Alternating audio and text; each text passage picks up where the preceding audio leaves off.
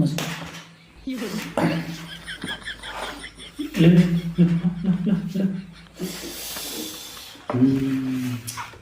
के मासु यो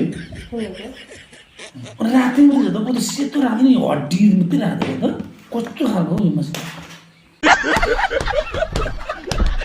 कस्तो असुन्दरी मान्छे रहेछ सेतो राखिदिनु सेतै भयो भने रातो पनि रातो हुँदैन सेतो राखिदिनु सेतै भयो भने रातो पनि रातो हुँदैन